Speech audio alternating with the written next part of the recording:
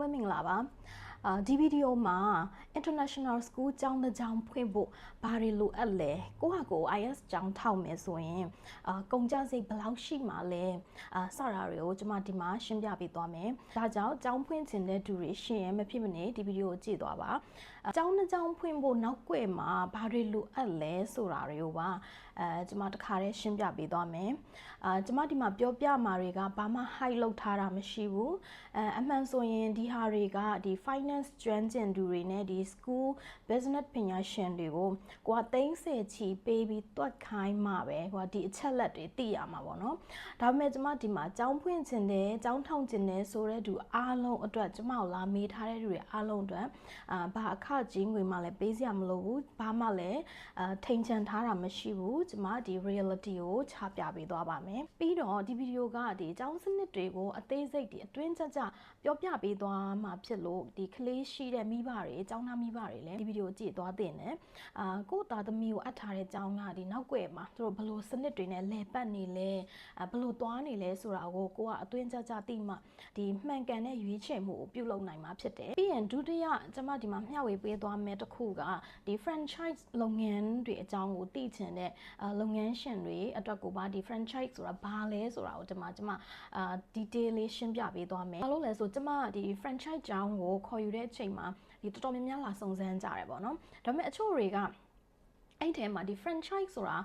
ဘာလဲဆိုတာတိတိကျကျကိုကွဲပြားပြားမသိကြအောင်အဲ့တော့ဒီ franchise ကိစ္စကိုဒီ franchise ဆိုတာဘာလဲဆိုတာကိုကျွန်မတယောက်ချင်းစီဒီရှင်းပြနေရတာကအချိန်တွေအရန်ကုန်တယ်ပေါ့နော်ပြီးတော့ဒီနောက်ထပ်ဒီအယောက်40 30ကျော်40နီးနီးရှိနေတယ်ကျွန်မရှင်းပြရမှာတွေရှိနေတော့ဒီကျွန်မရဲ့အချိန်ကလည်းဒီတော်တော်လေးကို limit ဖြစ်နေတယ်ပေါ့နော်အခုအချိန်မှာအဲ့အတွက်ကြောင့်မလို့ကျွန်မဒီတယောက်ချင်းစီကိုရှင်းပြပေးဖို့အချိန်မရတဲ့အတွက်ကြောင့်မလို့ဒီဗီဒီယိုထဲမှာကျွန်မတခါတည်းရှင်းပြပေးသွားပါမယ်ဒါကြောင့်မလို့ဒီ franchise ကျောင်းကိစ္စတွေကိုစိတ်ဝင်စားတယ်ဆိုရင်ဒီဗီဒီယိုကိုချက်ချလေးကြည့်ပေးဖို့ကျွန်မမေတ္တာရက်ခံချင်ပါတယ်အဲ့ဒါဆိုရင်ပထမဆုံးအကြောင်းအရာကိုကျွန်မအရင်ပြောပြပေးမယ်ကျောင်းတစ်ကျောင်းထောင်ရင်ဘာတွေလိုအပ်လဲပေါ့နော်ဘယ်လောက်ကုန်ကြမလဲအဲ့ဒါတွေကိုအရင်ပြောပြပေးမယ်အနေနဲ့ဒီ international school နဲ့ကိုပိုင်ကျောင်းတွေရဲ့ကွဲပြားပုံကိုအရင်သိထားဖို့လိုတယ် international school တွေနဲ့ဒီ private school တွေရဲ့ဒီ run တဲ့ပုံစံချင်းကမတူပါဘူးprivate school တွေဆိုရင်ဒီအစိုးရဘက်ကဗဟိုပြုပြီးတော့ဥပမာဒီတင်ရိုးညွှန်းတန်းတွေအကုန်လုံးဒီ curriculum တွေတင်ရိုးညွှန်းတန်းတွေအကုန်ရှိပြီးတာပေါ့နော်ဒီဗဟိုဒီအစိုးရဌာနဝန်ကြီးဌာနကနေဗဟိုချုပ်ကင်ထားတယ်ပေါ့နော်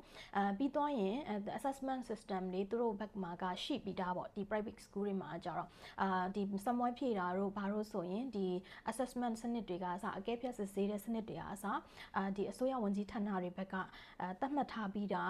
ရှိပြီးတာကိုမှကိုရှိပြီးသားစနစ်ကိုကိုပိုင်ကျောင်းအနေနဲ့တခါတည်းကိုကသုံးလို့ရတယ်ပေါ့နော်တခါတည်းဖွင့်လို့ရတယ်ဒါကြောင့်မလို့ဒီကိုပိုင်ကျောင်းတွေဆိုရင်ဒီ principal တွေဒီအကျောင်းအုပ်ပေါ့နော် principal အကျောင်းအုပ်တွေ teacher တွေဆရာဆရာမတွေရှိရင်ဖွင့်လို့ရပြီနော်လဲပတ်လို့ရတယ်ဘာလို့လဲဆိုတော့ဒီအစိုးရဌာနတွေဘက်ကဗဟိုချုပ်ကင်ထားပေးတယ်ဒီ assessment စနစ်တွေသူတို့ကပြဋ္ဌာန်းထားပေးပြီးတာပြီးရင်သင်ရမယ့်သင်ရိုး textbook timetable ဘာညာဒီပညာရေးမှန်ချက်အကုန်လုံးသူတို့ကပြဋ္ဌာန်းထားပေးပြီးတာအဲကြောင့်မလို့ကိုပိုင်ကျောင်းဖွင့်မယ်ဆိုရင်ဒီ principal ပြီးရင် teacher တွေဒါရှိရင်ကိုဖွင့်လို့ရပြီဒီကျောင်းအဆောက်အဦတွေကတစ်ပိုင်းပေါ့နော်ဒါပေမဲ့ international school တွေကကြတော့အဲ့လိုမျိုးမဟုတ်ဘူး international school တွေကကြတော့သူက independent သွားတာပေါ့နော်ဒီလွတ်လပ်တဲ့အဖွဲ့အစည်းအနေနဲ့သူကသွားတာအဲ့ခါကြတော့ခုနကဒီကိုပိုင်ကျောင်းတွေရဲ့ပုံစံလိုမျိုးပဲကိုပိုင်ကျောင်းတွေမှာじゃအစိုးရဌာနတွေကဗဟိုပြုပြီးတော့စနစ်တွေအကောင့်ထဲပေါ်ထားပေးပြီးသားရှိတဲ့အတွက်ကြောင့်မလို့ဒါတွေမလိုအပ်ဘူးဒါပေမဲ့ international school တွေကကြတော့ဒီစနစ်တွေအရင်ဆုံးလိုအပ်တယ်ကဲဒီအခြေခံသဘောတရားတွေကိုသိပြီးဆိုတော့ကျမတို့ international school ဖွင့်ရင်ဘာတွေလိုအပ်လဲဆိုတဲ့အပိုင်းကိုသွားကြမယ်ဒီ international school ဖွင့်မယ်ဆိုရင်အရေးကြီးဆုံးဒီအပိုင်းကြီး၄ပိုင်းရှိတယ်ကျမတို့လောက်ရမယ့်အဓိကအပိုင်းပေါ့နော်သူကပထမဦးဆုံးအနေနဲ့ကျမတို့ system ပိုင်းဒါပထမအရေးကြီးဆုံးအချက်နော်ပြီးရင်ဒုတိယကဝန်ထမ်းအမျိုးအစားပိုင်းဒီဝန်ထမ်း system structure တွေပေါ့နော်ပြီးရင်တတိယက operation ပိုင်းပြီးရင်စတုတ္ထက initial setup အပိုင်းတွေပေါ့နော် initial setup ဆိုတာကကျမတို့ဒီစတင်တည်ထောင်တဲ့အပိုင်းတွေပေါ့နော်။ခေဟုတ်ပြီအဲ့ဆိုရင်ပထမဆုံး system ဘိုင်းကိုကျမဒီမှာရှင်းပြပေးမယ်ပထမဆုံးအပိုင်းကsystem ဘိုင်းပေါ့နော်ဒီဟာကအရေးကြီးဆုံးအပိုင်းပဲကိုကပညာရေးဝန်ဆောင်မှုကိုရောင်းမယ်ဆိုရင်ကိုရောင်းမဲ့ပစ္စည်းဆိုတာအရင်ရှိရတယ် ပညာရေးဝန်ဆောင်မှုမှာရောင်းမယ်ဆိုရင်ရောင်းမဲ့ပစ္စည်းကဘာလဲဆိုရင် academic system เนาะဒီပစ္စည်းကိုရောင်းချမှာဖြစ်တယ် academic system ဆိုတာကပညာရေးစနစ်ကိုပြောတာကိုကဘာကိုသင်မှာလဲเนาะဒီဘာကိုသင်ပေးမှာလဲဘလို့သင်ပေးမှာလဲပြီးရင်ဘာတင်ရုံညွှန်းနှန်းတွေနဲ့တင်มาလဲပြီးရင်ဒီတင်ရုံညွှန်းနှန်းကရောနိုင်ငံတကာစံနှုန်းမီရဲ့လားကိုယ့်ရဲ့အကြောင်းနဲ့ကိုက်ညီရဲ့လားကိုယ့်ရဲ့ပညာရေးရည်မှန်းချက်နဲ့ကိုက်ညီရဲ့လားနော်ပြီးရင်ကလေးတယောက်ရဲ့ဖွံ့ဖြိုးတိုးတက်မှုကိုကျမတို့ဘလို့တိုင်းတာအကဲဖြတ်မှာလဲဒါ assessment အပိုင်းပေါ့နော်ဘလို့စစ်ဆေးမှာလဲဘလို့တိုင်းတာအကဲဖြတ်မှာလဲပြီးတော့ရင်ကျမတို့ academic structure တွေပါမယ်ဒါကကြတော့ဒီ academic system ဘိုင်းတွေပေါ့နော် academic system ထဲမှာ academic structure တွေပါတာပေါ့နော်သူကပညာရေးဖွဲ့စည်းပုံကိုပြောတာဒီကျောင်းသားတယောက်ဒီအတန်းတွေအဆင့်တွေပေါ့နော်မူဂျူကနေအထက်တန်းဒီသူကဘလို့တက်လန်းသွားမှာလဲနော်သူရဲ့ sequence တွေပြီးတော့အတန်းအလိုက်တွေလိုအပ်တဲ့learning outcome တွေပေါ့နော်သူတို့ရဲ့ဒီ learning ရည်ရွယ်ချက်တွေ learning outcome တွေ learning outcome တွေကဘာတွေလဲเนาะဒါတွေကအသင့်ရှိနေရမယ်ပြီးတော့ရင်ဒီ academic system တွေဒီ academic structure ကို support လုပ်ထောက်မပေးမဲ့ဒီနည်းပညာနဲ့လေ့ကျင့်မှုအပိုင်းတွေလိုအပ်တယ်ဥပမာသင်ခန်းစာတွေဒီ homework တွေပြီးရင်တို့ရဲ့ grade တွေကိုကျမတို့ဘယ်မှာသိမ်းဆည်းမှာလဲเนาะပြီးတော့ရင်ဒီ academic system ဒီ academic structure ကိုသင်နိုင်ဖို့အတွက်ဆရာတွေ teacher တွေကိုဘယ်လို training ပေးမှာလဲเนาะဘာ training တွေပေးမှာလဲဘယ်လိုစနစ်နဲ့ပေးမှာလဲတို့ဟိုဘယ်လိုလေ့ကျင့်သင်ကြားပေးမှာလဲเนาะဒီအပိုင်းတွေ support system တွေနဲ့လိုအပ်တယ်ဒါတွေကိုကျမတို့ပြီးမှဆွဲပြီးသွားပြီးမှဒီ academic system academic structure ရှိပြီးမှကျမတို့မှာရောင်းချလို့ရမယ်ပညာရေးဝန်ဆောင်မှုဆိုတာဖြစ်လာတာเนาะဒါပြီးမှပဲကျမတို့ကဒီ product ရှိလာပြီးမှကျမတို့ရောင်းချလို့ရမယ်အဆင့်ကိုသွားရမှာဟုတ်ပြီပြီးရင်ဒီစနစ်ဒီဝန်ဆောင်မှုဒီကျမတို့ဆွဲထားတဲ့ဒီ academic system academic structure ဆိုတဲ့ product ကိုကျမတို့ပေးနိုင်ဖို့အတွက်ဘာတွေလိုအပ်လဲဆိုရင်ကျမတို့ man power တွေလိုအပ်တယ်ဒီ staff တွေပေါ့နော်ဝန်ထမ်းတွေလိုအပ်တယ်ကျမတို့ပေးချင်တဲ့ဟာရောင်းချင်တဲ့ဟာတွေအကောင့်ထဲပေါ်လာဖို့ရောင်းနိုင်ဖို့အတွက်ဒီ man power အစဉ်စဉ်အမျိုးအစားတွေဘယ်နှမျိုးလိုလဲဘယ်သူတွေကိုလိုလဲဆိုတာကိုဒီမှာရှင်းပြပေးမယ်ပထမဦးဆုံးအနေနဲ့ကျမတို့ဒီအရင်ဦးဆုံးဒီ school advisor ပေါ့နော်ဒီ advisor တွေလိုအပ်တယ်သူကဒီအစိုးရတင်ရိုးတင်ကိုပိုင်ကျောင်းမဟုတ်ဘူးဒီဝန်ကြီးဌာနတွေကနေချုပ်ကင်ထားတဲ့ပညာရေးစနစ်မျိုးမဟုတ်ဘူးအဲ့ခါကျတော့ကျမတို့ကဒီ academic quality တွေဒီစနစ်တွေကောင်းကောင်းလည်ပတ်လို့ရအောင်ပြီးရင်ကျမတို့ဖြစ်လာတဲ့problem တွေပြဿနာတွေကိုကျမတို့ဒီထိမ့်ညှိလို့ရအောင်ကျမတို့ရင်ဦးဆုံးschool advisor တွေလိုတယ်ဒီအကြံပေးတွေပေါ့နော်ကျောင်းအကြံပေးတွေလိုတယ်ပြီးတော့ရင်ကျမတို့ academic director တွေပေါ့နော် academic director တွေလည်းလိုတယ် principal တွေကျောင်းအုပ်တွေလိုတယ်ပြီးရင် vice principal တွေလိုတယ်ပြီးရင်ကျမတို့ဒီ coordinator တွေလိုတယ်ဒါ coordinator တွေ vice principal တွေကကျတော့ middle management တွေပေါ့နော်ခုနကကျွန်မပြောသွားတယ် school advisor တို့school development director တို့ပြီး academic director တွေကသူတို့က top level management တွေပေါ့နော်ဒီလို top level middle level တွေလိုတယ်ပြီးတော့ရင်ကျမတို့ဒီတင်ကြားမဲ့ operation ဝင်ပြီးတော့တင်ကြားမဲ့ teacher တွေပေါ့နော်teacher တွေလိုတယ်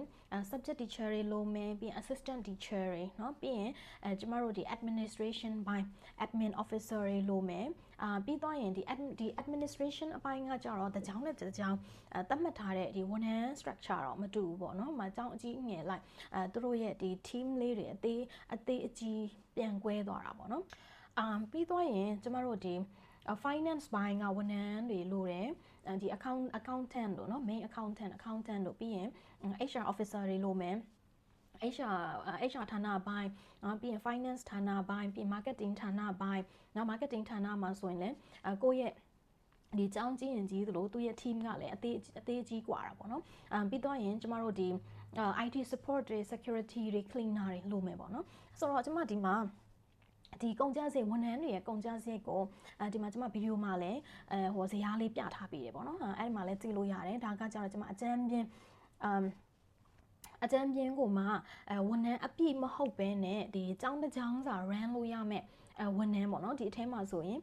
finance department full ဌာနမဟုတ်ဘူး full structure မဟုတ်ဘူး accountant နဲ့ main accountant တွေနှစ်ယောက်ပဲထည့်ထားပေးတယ်ပြီးတော့ HR officer လည်းတစ်ယောက်ပဲထည့်ထားပေးတယ် HR ဌာနဒီအကြီးစား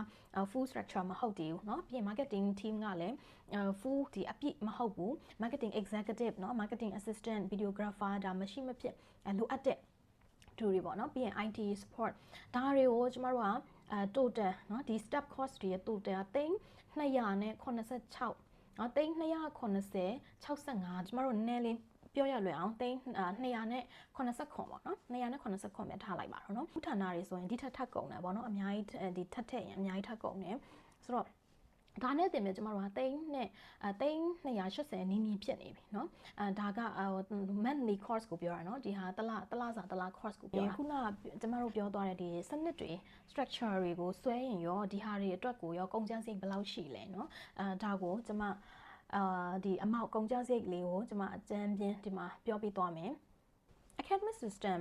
ကိုဆွဲမယ်ဆိုရင်ကျမတို့အနည်းဆုံး360တရားထဲမှာရှိတယ်ဒီမှာကျမအနည်းဆုံး360ပဲထည့်ထားပေးတယ်ဒီထဲမှာကကျွန်မ breakdown လေးထည့်ထားပေးတယ်ပေါ့နော်ဒီ academic system ဆိုပြီးတော့ the whole မဟုတ်ပဲねသူအပိုင်းလိုက်ဘာလို့လဲဆိုကိုကအပိုင်းလိုက်ခွဲပြီးတော့ဆွဲလို့ရတယ်အဲ့ခါကျတော့ကျွန်မဒီမှာခွဲပြီးထည့်ထားပေးတယ်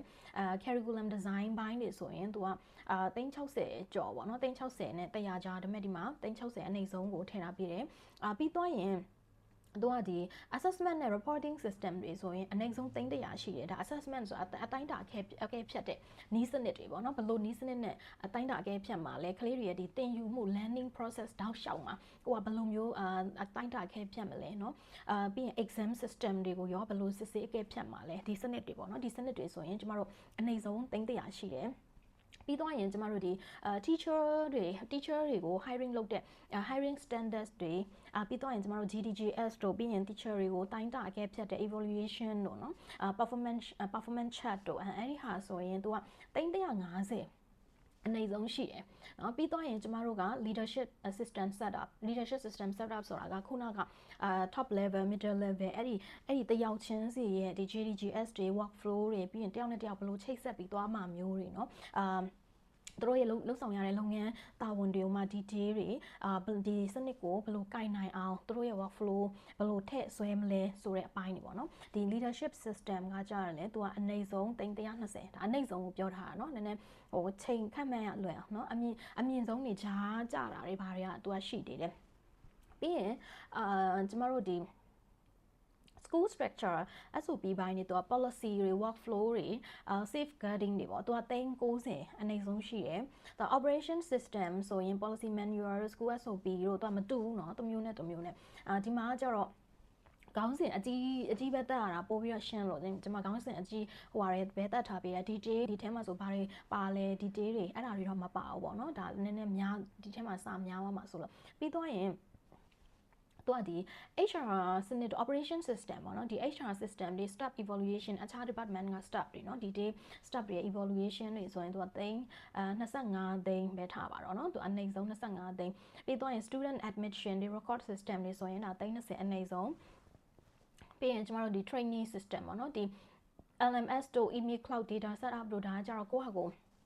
ကြိုက်တဲ့ဒါ agency တွေနဲ့ပါတယ်နဲ့လုပ်လို့ရတယ်ဆိုတော့ဒီဘိုင်းကိုတော့ကျွန်မမပြောတော့ဘူးသူက trainee system initial teacher leadership trainee တွေဟိုမှာကိုကအကြောင်းတစ်ခုစဖွင့်တော့မယ်ဆိုရင်ကိုယ့်ရဲ့စနစ်တွေကိုလုပ်ထားတဲ့စနစ်တွေ structure တွေကိုဒီ leadership team ကဥပမာ principal တွေเนาะ principal director တွေဒီပြီးရင် teacher တွေတို့ကိုင်နိုင်အောင်အကြောင်းမဖွင့်ခင်တို့ trainee ကိုပေးရတယ်เนาะသူတို့ကင်နိုင်အောင်ကွာ training ပေးရတယ်ဒီလို initial training တွေ teacher training leadership training တွေကိုကျမတို့အနည်းဆုံး390เนาะအနည်းဆုံးเนาะဒါထည့်ထားတာပြီးတော့ရင်ကျမတို့ training system ပေါ့ training system ဆိုတာ teacher တွေ ongoing support ပေါ့เนาะသူတို့ဒီမှာ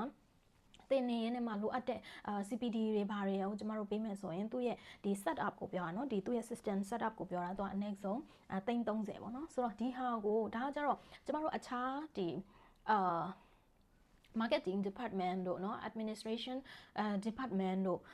ဒီ finance setup တို့ဒါတွေမပါသေးဘူးเนาะ finance system တို့ဒီအပိုင်းတွေမပါသေးဘူးဒီ academic နဲ့သက်ဆိုင်တဲ့ဟာကိုပဲကျမတို့သိတဲ့သိန်းက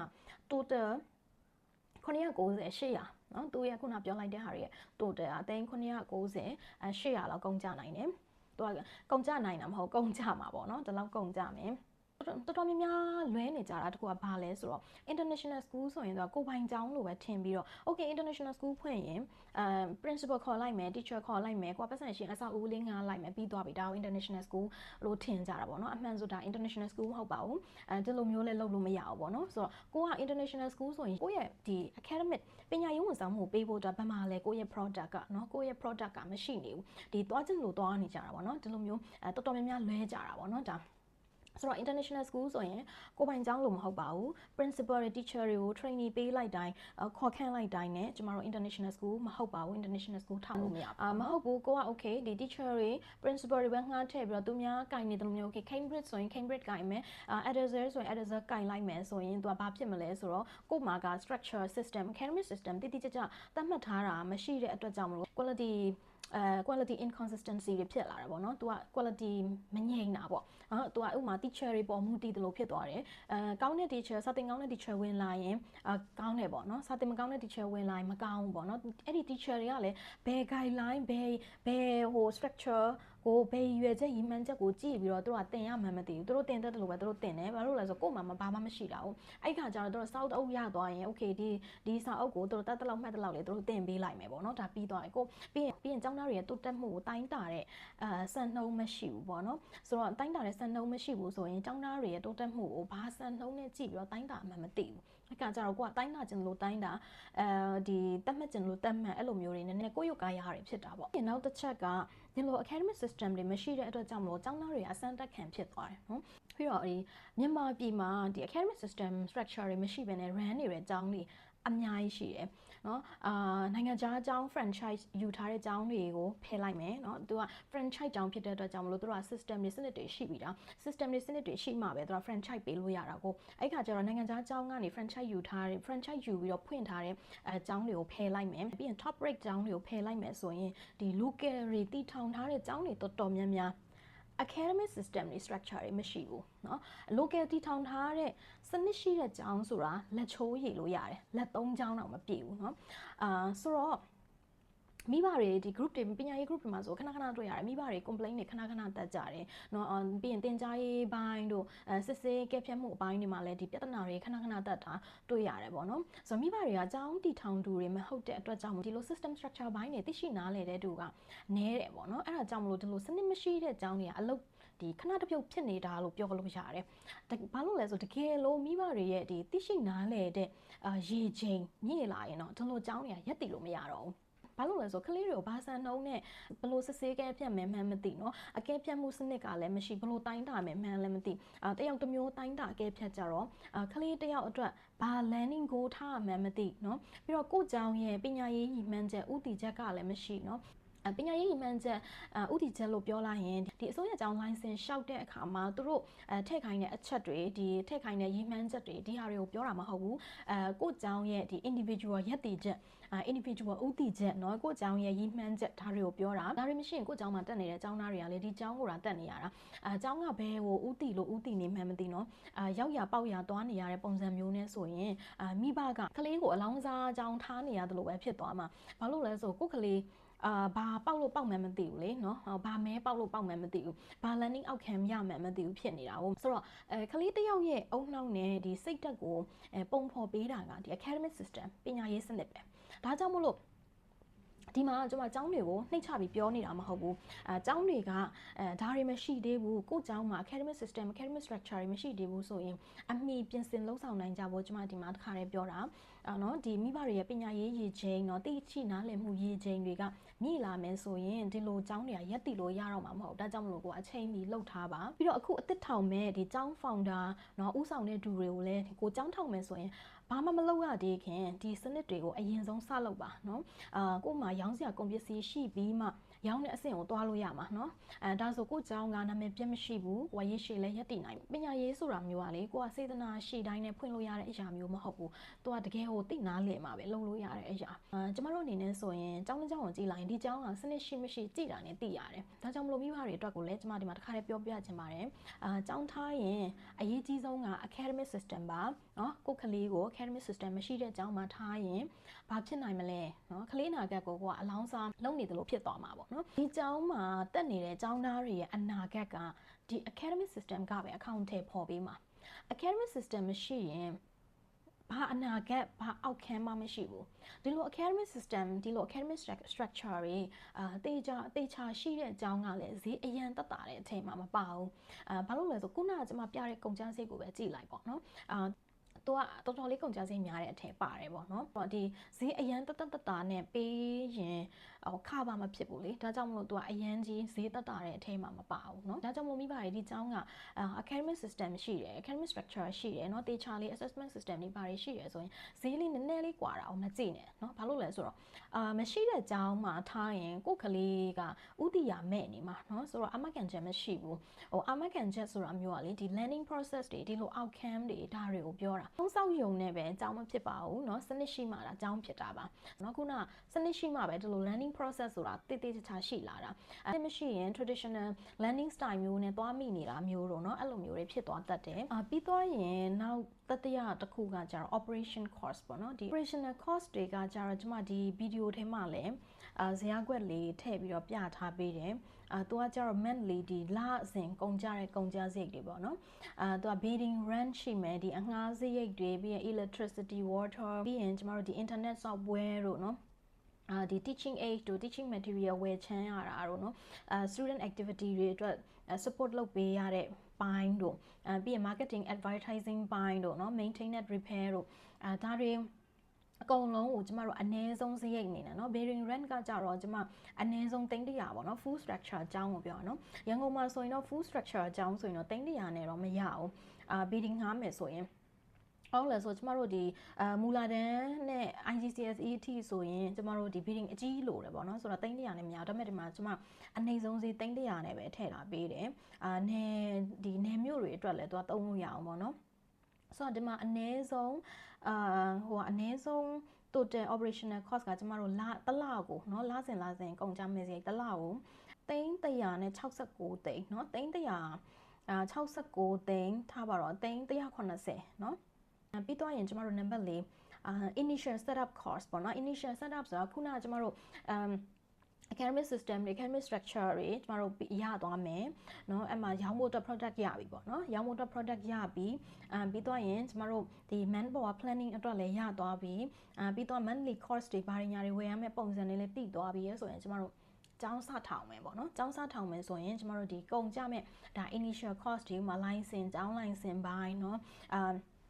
ကျောင်း license ကြဖို့အတွက်အမှကုန်ကြတဲ့ကုန်ကြစိတ်တွေရှိတယ်မီတက်တို့စီပင်တို့ကတော့ company license ဘာညာပေါ့နော်အမှအကုန်လုံးပြီးရင် school renovation เนาะကျောင်းဆက်ဖွင့်မယ်ဆိုရင်ဒီအဆောက်အဦကုန်ကြစရိတ်တွေဒီအဆောက်အဦrenovation လုပ်တာကိုပြောတာเนาะအဆောက်အဦ renovation လုပ်တာပြင်ဆင်တာပေါ့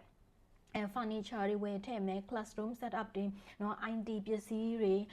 learning resource တွေပါတယ်အဲ့ဒါတွေကျမတို့ဝယ်ထည့်မယ်ပေါ့ဒါကကုန်ကြစရိတ်တွေတက်ပေါ့เนาะဒီဟာကကုန်ကျစရိတ်ကဘယ်လောက်ရှိမလဲဆိုရင်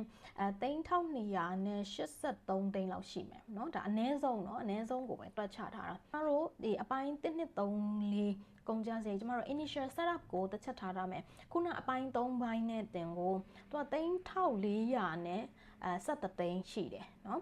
ကျမတို့ initial setup က3280ဆိုတော့ total 4ပိုင်းကိုကျမတို့ပေါင်းလိုက်ရင်2692ဒါဆိုရင်ကျမတို့3900လောက်ထားเนาะဒါလောက်ရှိမယ်အခုနကကျမတို့တစ်နှစ်လုံးဒီ bidding rent နဲ့တစ်နှစ်လုံးစရိတ်မပါဘူးเนาะဒီတစ်လစာပဲဒါတစ်လစာကိုထည့်ထားတာเนาะ